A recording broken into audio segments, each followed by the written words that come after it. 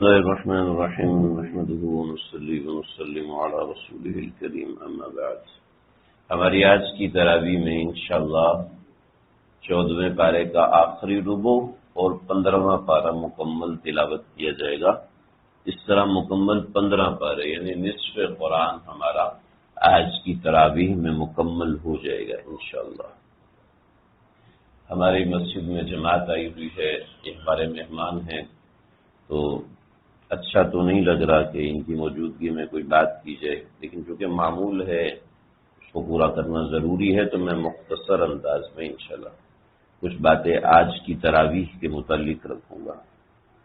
سورۃ النحل چل رہی ہے، اور نحل کہتے ہیں شہد کی مکھی کو. سورۃ النحل کو سورۃ النعم بھی کہتے ہیں، تو نعمتوں کا تذکرہ یہاں تک ہوا. سورت کا اواخر ہے، اور سورت کے اواخر کے اندر ایک ایسی آیت ہے کہ ان اللہ یأمر بالعدل والاحسان وایتاء ذی القربى وینہی عن الفحشاء والمنکر جامع الدین والملہ. کسی قوم اور کسی ملت، کسی ملک کے لیے اگر احکامات کو جمع کیا جائے تو اس آیت میں جمع ہو جاتے ہیں وہ سارے کے سارے احکامات، اور جو ان کے خلاف ہیں یعنی اس کے اوپر چلنے کے لیے کچھ طور و طریقے ہیں. وَأَوْفُوا بِعَهْدِ اللَّهِ إِذَا عَاهَدتُّمْ، یہاں ہے وَلَا تَكُونُوا كَالَّتِي نَقَضَتْ غَزْلَهَا مِنْ بَعْدِ قُوَّةٍ أَنْكَاثًا. اس کا بیان ہے کہ جو اپنے وعدے پورے نہیں کرتے تو بالکل ایسے ہے جیسے ایک عورت سوت کاٹتی ہے اور بڑی محنت سے کپڑا بننے کے بعد وہ ایک کپڑا تیار کرتی ہے بڑا سارا، اور پھر اس کو ضائع کر دیتی ہے. اور اسی آیت کے تحت فرمان حضرت عمر کا ذکر ہے کہ حضرت عمر رضی اللہ تعالیٰ عنہ نے ایک پادری کو دیکھا کہ وہ عبادات کر کر کے بہت زیادہ کمزور ہو گیا تھا، تو اس کو دیکھ کے حضرت عمر رونے لگے. وہ یا عمر کیوں روتے ہیں؟ کہا یہ دنیا میں بھی ناکام ہو گیا کہ عبادت اتنی کی، تھکاوٹ اتنی، کوئی اس کو اجر نہیں ملا، اور آخرت میں عقیدہ صحیح نہ ہونے کی وجہ سے یہ غلط ہے، لہذا آخرت میں بھی جہنم میں جائے گا.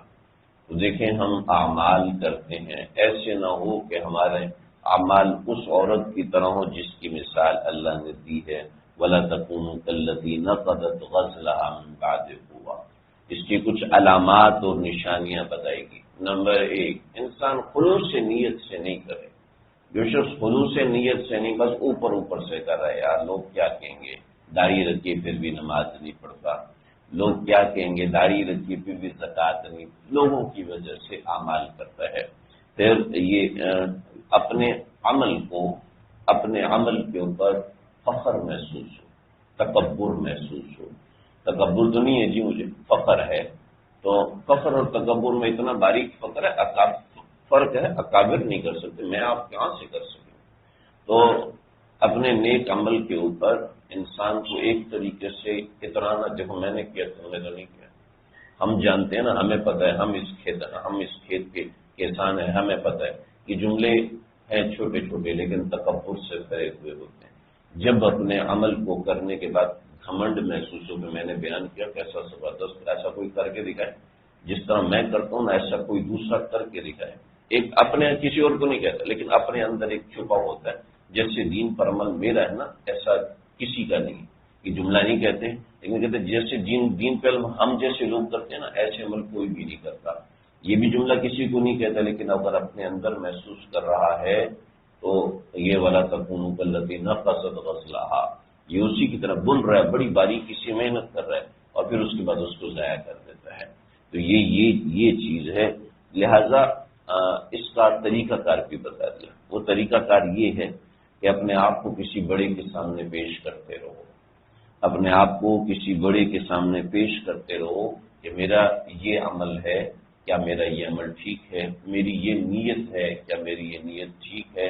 اگر تو دوسرا عمل کر رہا ہے تو مجھے اس سے تکلیف ہو رہی ہے، یہ ٹھیک ہے یا نہیں ہے. یہ بہت بڑی باتیں ہوتی ہیں، یہ بڑی باریکی ہے. جتنا انسان دین کے اندر اترتا جاتا ہے اتنی اس میں عاجزی آنی چاہیے. لیکن اگر ہم دین میں اتر رہے ہیں اور ہمیں دوسروں پہ اعتراض ہو رہا ہے کہ اس نے یہ کیوں نہیں کیا، اس نے یہ کیوں نہیں کیا، تو سمجھ لو یہ بھی ایسی عورتوں کی طرح ہے جس کی مثال اللہ نے قرآن میں دی ہے۔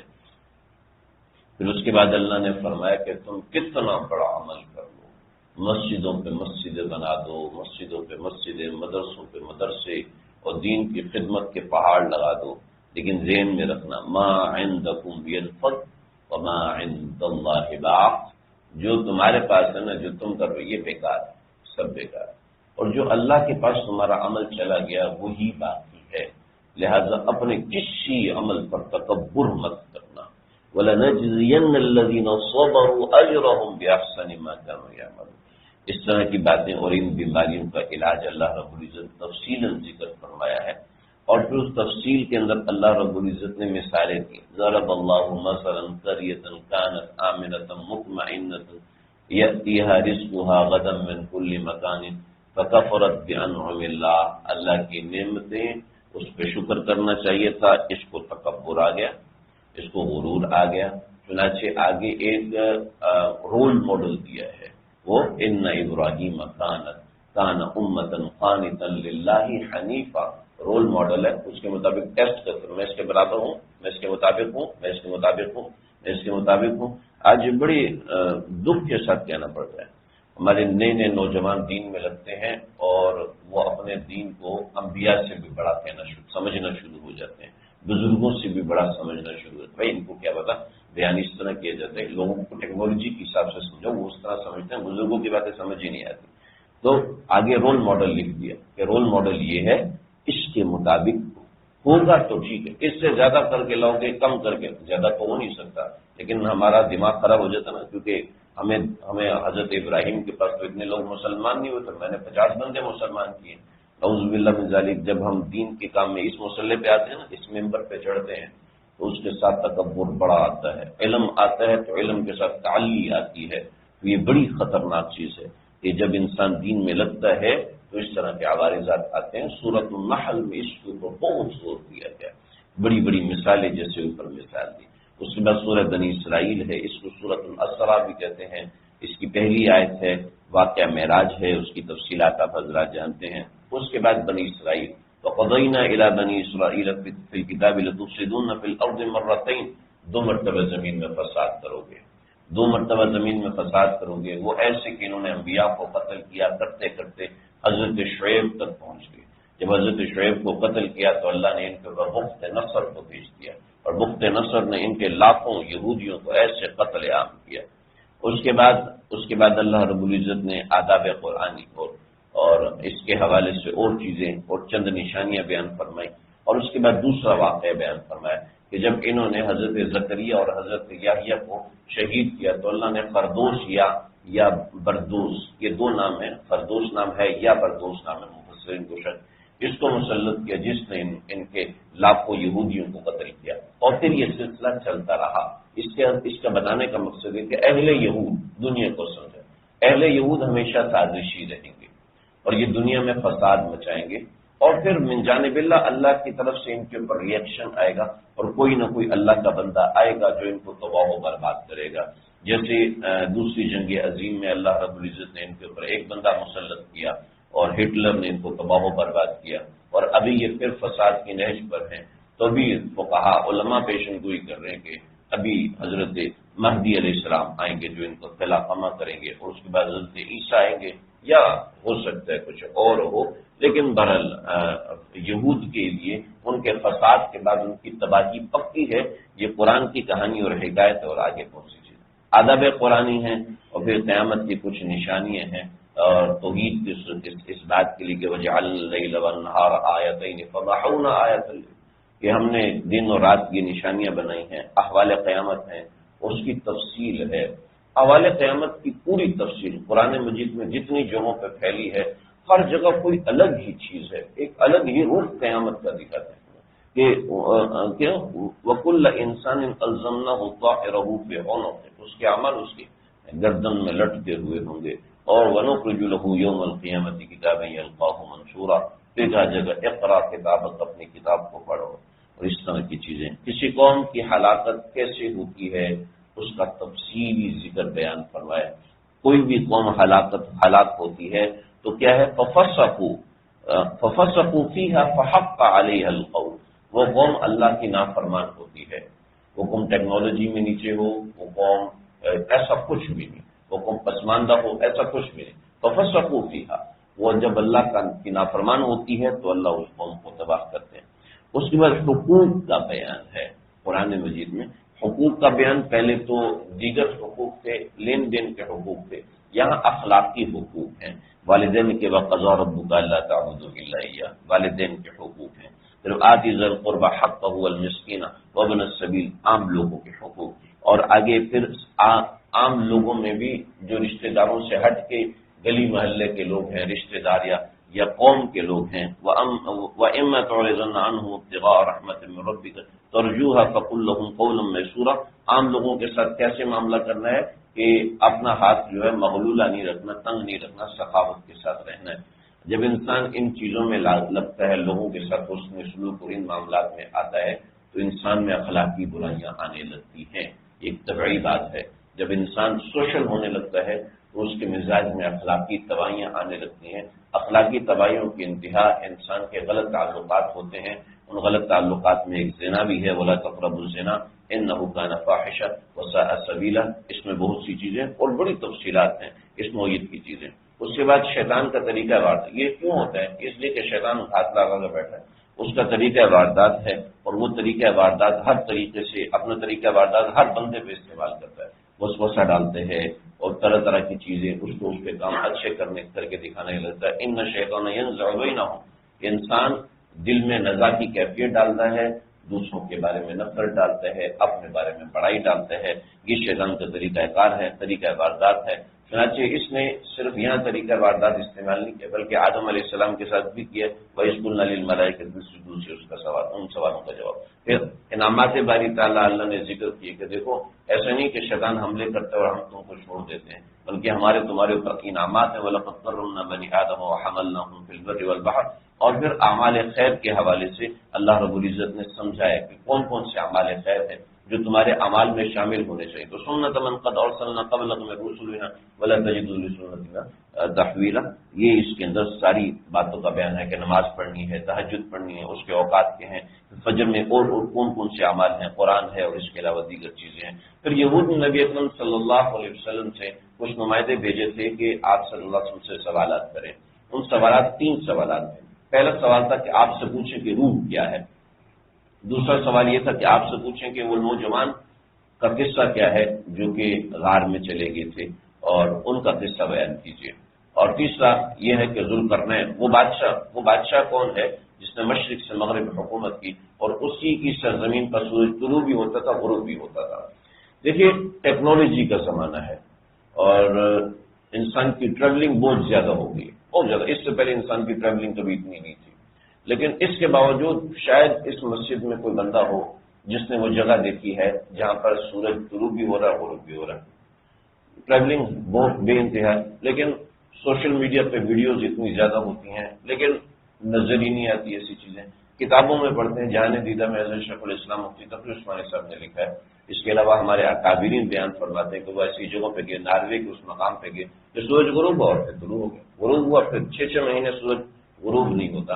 تو اب اس پسماندہ زمانے کے اندر اس جگہ کے بارے میں کسی کو پتا ہونا یہ تصور میں بھی نہیں تھا۔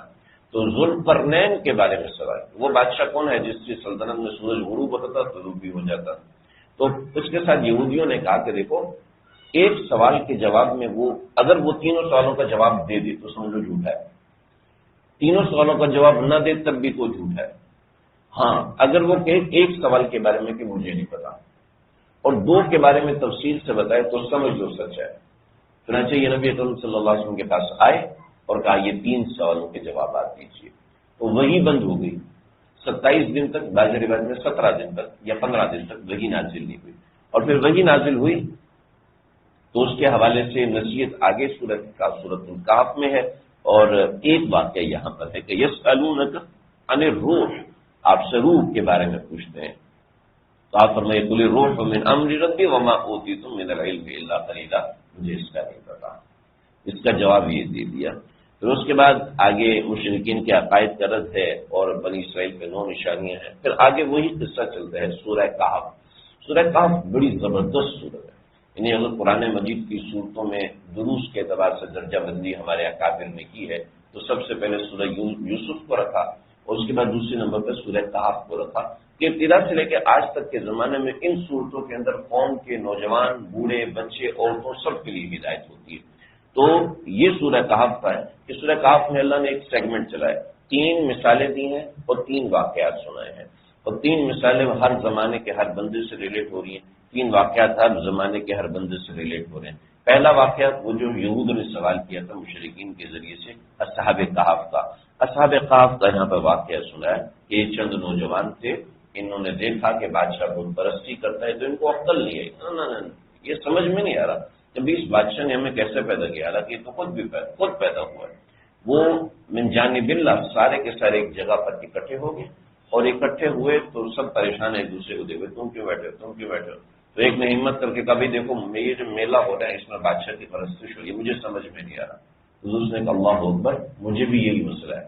تیسرا کہتے ہیں مجھے بھی یہ مسئلہ ہے۔ اب ان کی تعداد کتنی تھی کوئی پتہ نہیں، یہ سارے کے سارے چونکہ شہزادے تھے اور مقصلمینا، یملیخا، تملیخا، سازدوش، زبردنوش، ان کے مختلف نام کتابوں میں لکھے ہیں، تو یعنی یہ وزیروں کی اولاد تھے اور سب سے زیادہ مقرب تھے بادشاہ کے۔ تو جب دیکھا کہ شہزادے اس طرح بچتے ہوئے تو بادشاہ نے ان کو بلایا اور کہا بھی بھاگا جو ورنہ چھوڑوں گا نہیں۔ تو انہوں نے یہ سارے بھاگے اور غار کے اندر پناہ لی۔ غار کہتے ہیں اس کو جیسے یہ جگہ ہے یہ بند ہے تو غار ایسے بند ہوتی ہے، اور دوسری قسم کی غار وہ ہوتی ہے جو یہاں سے کھلی ہے دوسری طرف سے بھی کھلی ہوئی ہے، تو اس کو کہف کہتے ہیں، اس کو غار نہیں کہتے، یہ کہف ہوتا ہے۔ تو اس میں دونوں طرف سے وینٹیلیشن ہوتی ہے، روشنی پڑنے کا بھی انتظام ہوتا ہے۔ تو اصحاب کہف ایک ایسے غار میں چلے گئے، تو یہاں سے آئیں گے تو وہاں سے نکل جائیں گے، وہاں سے آئیں گے تو یہاں سے نکل جائیں گے، تو پہاڑ اوپر ہے تو دونوں طرف سے آنا ممکن نہیں ہے۔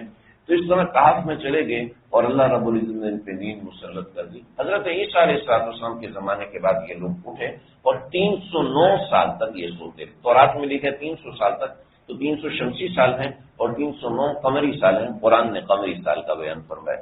تو یہ لوگ اٹھے اور پھر اس کا سارا واقعہ یہاں پر بیان کیا، ایک ایک نصیحت ہے اس کے اندر۔ اور اس کے بعد اللہ رب العزت نے 2 مثالیں، اس پارے پر 2 مثالیں ہیں۔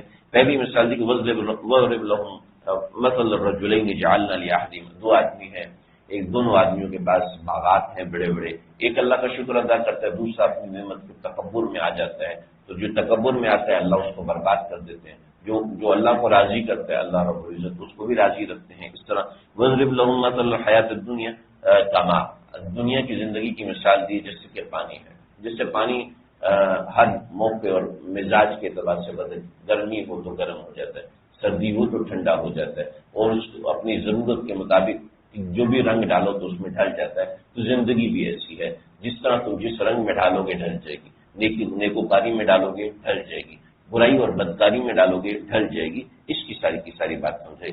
اس کے بعد حضرت آدم کا قصہ مختصراً ذکر کیا کہ وہ کیسے آگے اٹیچ ہو رہا ہے، تفصیل ہے اس کے اندر۔ اس کے بعد دوسرا واقعہ جو سوال سے ریلیٹ نہیں ہے، جو یہود نے سوال کیا تھا اس سے ریلیٹ نہیں ہے، حضرت موسیٰ اور حضرت خضر کا واقعہ ہے۔ حضرت موسیٰ حضرت خضر کا واقعہ یہاں سے شروع ہوتا ہے اور آگے 16ویں پارے میں جا کر مکمل ہوتا ہے کہ حضرت موسیٰ نے اللہ تعالیٰ سے دعا کی کہ میں اس مرد عالم سے ملنا چاہتا ہوں جس کی آپ نے تعریف فرمائی۔ حضرت موسیٰ نے کہ طویل واقعہ ہے اور ان سے جا کے ملے، وہ حضرت خضر علیہ السلام احادیث میں اس کی بڑی تفصیل ہے، اور ان کے 3 امتحانات ہوئے، تینوں امتحان یہاں آگے سے شروع ہوں گے انشاءاللہ۔ ذکر کروں اللہ سے